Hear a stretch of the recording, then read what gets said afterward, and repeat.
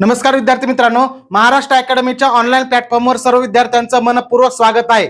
तर बघा, अनेक विद्यार्थ्यांच्या मनामध्ये प्रश्न आहे की जे तलाठी लिपिक म्हणजेच एमपीएससी गट क परीक्षेची तयारी करत आहेत त्यांच्या, की बाबा आता वेळ अभ्यासाला कमी आहे आणि कमीत कमी वेळेमध्ये आम्हाला पूर्ण अभ्यासक्रम पूर्ण करायचा आहे, किंवा जुने विद्यार्थी ते अगोदरपासून बऱ्याच दिवसापासून अभ्यास करतायत पण शेवटच्या टप्प्यामध्ये आम्हाला कमीत कमी वेळेमध्ये रिव्हिजन करायची, याच्यासाठी आम्ही काय करावं, आणि त्याच्यासाठीच आपण सोल्युशन घेऊन आलेले आहेत. महाराष्ट्र पब्लिकेशनचं पुस्तक एमपीएससी गाईड. आता हे जे एमपीएससी गाईड पुस्तक आहे, या पुस्तकामध्ये आपण कोणता कोणता डाटा दिलेला आहे आणि तुम्हाला कशा पद्धतीने तो फायदेशीर ठरेल आणि लक्षात ठेवण्यासाठी कशा पद्धतीने सोपी पद्धत दिलेली, ही संपूर्ण डिटेलमध्ये माहिती तुम्हाला देणार आहे. पुस्तक मार्केटमध्ये उपलब्ध झालेलं आहे. मग मी सांगतोय म्हणून विश्वास ठेवायचा नाही, मार्केटमध्ये जायचं, बघायचं, इतर पुस्तकासोबत तुलना करायची, आवडलं तरच घ्यायचं, नाही तर बिलकुल घ्यायचं नाही.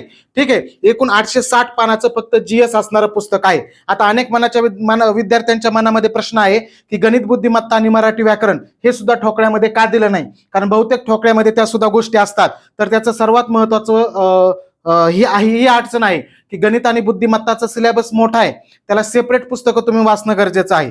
गणित, बुद्धिमत्ता पण, मराठी व्याकरण पण आणि सगळं दिलं तर पुस्तकाचा आकार खूप मोठा होतो आणि मग ते शॉर्ट मध्ये दिल्यानंतर त्याचा फायदाही होत नाही. त्यामुळे फक्त जीके ला ओरिएंटेड असणारा आणि जास्तीत जास्त पूर्व परीक्षेला फायदा करणारा आणि मुख्यचे सुद्धा घटक याच्यामध्ये आपण बऱ्यापैकी कव्हर केलेले, तर काही घटक राहिले ते मेन्सच्या वेळेस आपण तुम्हाला उपलब्ध करून देणार आहोत. अशा पद्धतीने ही एमपीएससी गाईड हे पुस्तक आहे, तलाठी लिपिक भरती सगळ्यासाठीच उपयुक्त आहे. मग तुम्ही म्हणाल याच्यामध्ये वेगळं काय आहे, तेच तुम्हाला या आजच्या व्हिडिओमध्ये दाखवणार आहे. इकडे लक्ष द्या.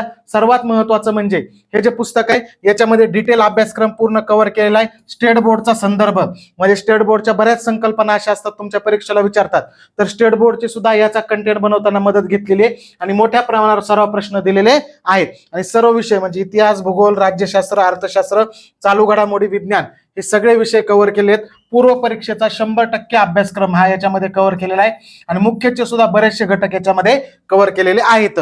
आणि हे पुस्तक काढण्याचं कारण म्हणजे 25 ऑक्टोबरला तुमची पूर्व परीक्षा आहे. प्रत्येक विषयाला वेगवेगळं पुस्तक वाचलं पाहिजे का, तर हो, वाचलं पाहिजे.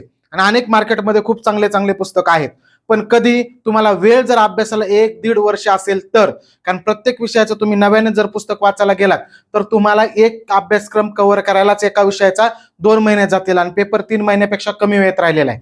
त्यामुळं, आणि विशेष म्हणजे इकडे लक्ष द्या, फक्त वाचून फायदा होत नाही, मी प्रत्येक वेळेस सांगत असतो, पुन्हा पुन्हा रिव्हिजन करावे लागते. त्याच्यामुळे आपण प्रीचं बिलकुल टेन्शन घेऊ नका. हा पुन्हा पुन्हा रिव्हिजन केला ठोकळा आणि एकदा वाचला तरी तुमचा सगळा प्रीचा अभ्यास याच्यामध्ये कव्हर होणार आहे. कशा पद्धतीने या पुस्तकामध्ये सर्व माहिती दिलेली बघा. आता बघा, सर्व बाकीची जी माहिती दिली, जसं की आता इथं उदाहरण राज्यशास्त्राचं पेज आहे, इथं मी रॅन्डमली पेज घेतलेले आहेत तुम्हाला उदाहरण म्हणून देण्याचे. लक्षात, याच्यामध्ये काय केलेलं, हे कायदे दिलेले आहेत सगळे. आता इथं काय आहे, कोणता जुलै 1919 म्हणजे 1919चा कायदा आहे हा. 1919चा मॉन्टेग्यू चेम्सफोर्ड कायदा आहे. त्याच्यामध्ये काय काय तरतुदी आहेत, ह्याच्यात भूपेंद्रनाथ बसू नावाचे भारतीय व्यक्ती निर्मिती करण्यामध्ये सहभागी होते, याच्यामध्ये 47 कलम होते. मग याच्यामध्ये तरतुदी काय सगळं दिलेलं आहे. भारत सरकारचा कायदा 14 भाग 10 परिशिष्ट 321 कलम याच्यामध्ये होते, बरोबर आहे का. 1 एप्रिल 1937 पासून लागू झाला होता. त्याच्यामध्ये काय काय तरतुदी होत्या, संघराज्य स्थापन करण्याची तरतूद होती, किंवा द्विशासन पद्धती केंद्रामध्ये लागू झाली. 6 प्रांतामध्ये द्विगृही कायदे मंडळ 11 पैकी, हे सगळं दिलेलं आहे. आता या अभ्यासाचा भाग आहे सगळा. त्याच्यानंतर लगेच येथे गोंधळ नका दिले बघा, तुम्हाला या ठिकाणी दिसते 1919चा कायदा आणि 1935चा कायदा, याच्यामध्ये कन्फ्युजन होणाऱ्या गोष्टी नेमक्या काय आहेत बाबा, या सगळ्या दिलेल्या आहेत. लक्षात काय दिलेले, मग केंद्र स्तरावर द्विगृही कायदे मंडळ आणि केंद्र सरकारवर द्विशासन पद्धती 1935च्या कायद्याने, आणि 1919च्या कायद्याने द्विगृही कायदे मंडळ, प्रांतात द्विशासन 1919च्या कायद्याने, आणि प्रांत स्तरावर द्विशासनाऐवजी स्वायत्ता प्रांताला दिली 1935च्या कायद्याने. शेषाधिकार 19च्या कायद्याने कोणाकडे होते, 19 केंद्राकडे होते, आणि शेषाधिकार 1935च्या कायद्याने, माफ करा एक मिनिट, 1935च्या कायद्याने कुणाकडे होते, गव्हर्नर जनरलकडे होते. 1919च्या कायद्याने काय केलेलं आहे, मर्यादित लोकांना मताधिकार दिला होता, आणि 1935ने मताधिकाराचा विस्तार केला, 14.1% लोकांना मताधिकार होता. सगळं मी सांगणार नाही तुम्हाला, तुम्हाला काय दिलंय, हा कायदा पूर्ण दिलाय. आणि त्याच्यानंतर येथे गोंधळ नका. जिथं तुमचं कन्फ्युजन होतं तिथं अशा पद्धतीने चार्ट दिले येतं. जिथं तुम्हाला विसरतात गोष्टी, जसं की बघा इथं हे लक्षात ठेवा म्हणून दिलेलं आहे. लॉर्ड माउंटबॅटन स्वतंत्र भारताचे पहिले गव्हर्नर जनरल व भारताचे शेवटचे ब्रिटिश गव्हर्नर जनरल, आणि सी राजगोपालचारी स्वतंत्र भारताचे पहिले भारतीय गव्हर्नर जनरल आणि भारताचे शेवटचे गव्हर्नर जनरल. म्हणजे अशा पद्धतीने ज्या तुमच्या कन्फ्युजन होणाऱ्या गोष्टी त्या त्याच्यामध्ये दिलेल्या आहेत. आता इथे पुढे बरेचसे पेजेस सगळे दाखवतो तुम्हाला. संविधान सभेविषयी हे लक्षातच ठेवा. हे लक्षातच ठेवा का सांगितलं इथं, हे पुन्हा पुन्हा विचारतात. म्हणजे थेअरी सुद्धा दिलेली भली मोठी तुम्हाला, प्लस मध्ये तुम्हाला ज्या कन्फ्युजन होणाऱ्या गोष्टी त्या वेगळ्या चार्ट मध्ये सुद्धा दिलेल्या आहेत, जेणेकरून तुमचा पूर्ण परफेक्टली अभ्यास व्हावा, रिव्हिजन परफेक्ट व्हावी, हा त्याच्या पाठीमागचा हेतू आहे. संविधान सभेचं चिन्ह हत्ती होतं, सल्लागार कोण होते, सचिव कोण होते, मुख्य मसुदाकार कोण होते, अक्षर लेखन कोणी केलं, हिंदी आवृत्तीचं लेखन कोणी केलं, सजावट कोणी केली, मूळ प्रत मग इंग्रजी हिंदीमध्ये संविधान भवनात ठेवलेली आहे, पाने खराब होऊ नये म्हणून हेलियम धातू ठेवले. म्हणजे हे सगळ्या गोष्टी दिलेल्या आहेत. खर्च किती आला, कालावधी 11 अधिवेशन, हे सगळं पहिलं थेअरीमध्ये पण दिलेलं आहे. थेअरीमध्ये देऊन पुन्हा या ठिकाणी तुम्हाला वेगळं सुद्धा लक्षात ठेवण्यासाठी अशा पद्धतीने उपलब्ध करून दिलेलं आहे. लक्षात. मग हे बाकीच्या गोष्टी तर आहेतच, अशा पद्धतीने दिले. तसंच पुन्हा आता बघा, हे मधलंच पेज आहे. विधानसभा विधान परिषदेची पूर्ण माहिती दिली तुम्हाला, डिटेलमध्ये माहिती सांगितल्यानंतर सुद्धा पुन्हा त्याचं पुन्हा एकदा रिकॉल व्हावं म्हणून त्याच्या खाली लगेच चार्ट दिलेला आहे.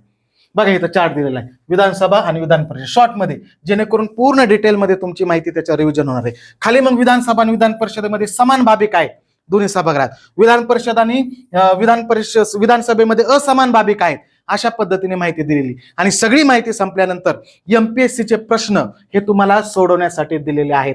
ते कुठं विचारला गेलेला आहे हे सुद्धा त्याच्यामध्ये माहिती दिलेली आहे. असे एका विषयाचे 250-300 प्रश्न हे तुम्हाला त्या ठिकाणी दिलेले आहेत, जेणेकरून तुमचा विषय वाचल्यानंतर, रिव्हिजन केल्यानंतर प्रश्नांचा सुद्धा सराव होणं आवश्यक आहे. याच्यासाठी अशा पद्धतीची रचना आहे. आता हे पंचायत राजचं पद दिसतंय, स्थानिक शासनाची मंत्र्याची दुसरी परिषद 1954 ची शिमला परिषद, आयोजक राजकुमार अमृत कौल, उद्घाटक नेहरू वगैरे, हे बेसिक माहिती त्याची दिलेली आहे. त्याचनंतर हे या ठिकाणी बघा समित्या सुद्धा सुटसुटीत फोटो सकट दिले तुम्हाला. बलवंतराय मेहता समिती, तिथं लिहिलंय की गुजरातचे बलवंतराय मेहता दुसरे मुख्यमंत्री होते.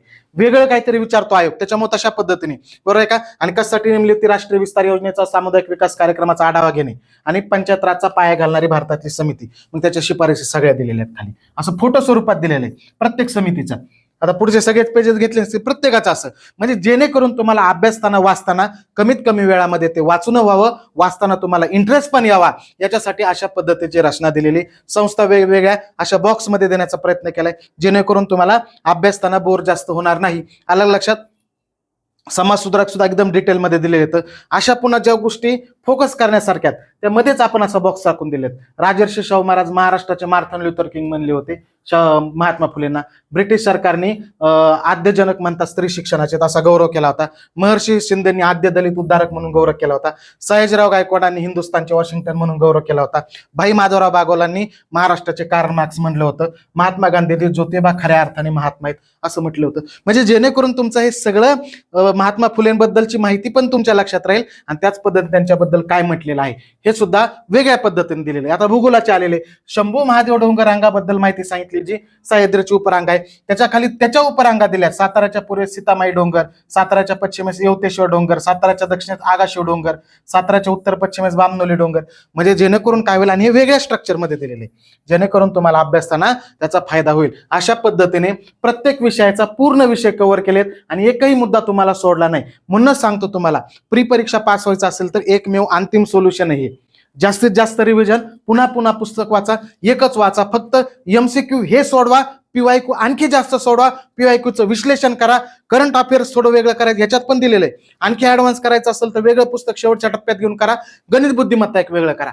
बस हेच पुन्हा पुन्हा वाचा, तुमचा 100% फायदा होणार आहे. लक्षात. अशा पद्धतीने एकही मुद्दा याच्यात आपण जो पुरवला विचारला जातो तो सोडला नाही. वेगवेगळ्या अशा पायडाग्राम असतील, वेगवेगळे लक्षात ठेवा, येथे गोंधळू नका, किंवा वेगवेगळे असे चार्ट देऊन तुम्हाला ती माहिती देण्याचा या ठिकाणी प्रयत्न केलेला आहे. चालू घडामोडी सुद्धा या पुस्तकामध्ये दिलेल्या आहेत.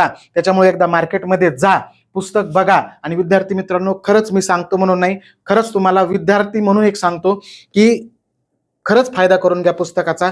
पुन्हा पुन्हा रिव्हिजन करा, कारण की पेपरला आपल्या वेळ कमी आहे. सेपरेट मोठे पुस्तक नवीन विद्यार्थ्यांनी वाचायचा प्रयत्न करू नका. सध्या जे जुने आहेत, ज्यांनी अगोदर 1-1, 2-2 रिव्हिजन दिलेले आहेत, त्यांनी नक्की जुने पुस्तकं वाचा. हरकत नाही, नवीन पुस्तक घेऊ नका असं वेगळ्या विषयाचं. जे जुनं पहिलं वाचता तेच वाचा.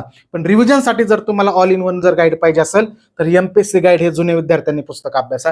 याच्यामध्ये तुम्हाला कमीत कमी वेळेमध्ये रिव्हिजन होणार आहे, जेणेकरून पूर्व परीक्षा चांगल्या मार्क्सने तुम्ही पास होऊ शकता. आणखी तुमच्या मनामध्ये काही अडचण असेल तर कमेंटमध्ये नक्की सांगा. काही पुस्तकाबद्दल तुमच्या मनात शंका असतील तरी सुद्धा कमेंटमध्ये नक्की सांगा. पण याचा विद्यार्थी मित्रांनो खरंच फायदा करून घ्या. 100% तुम्हाला याचा फायदा होणार आहे. धन्यवाद.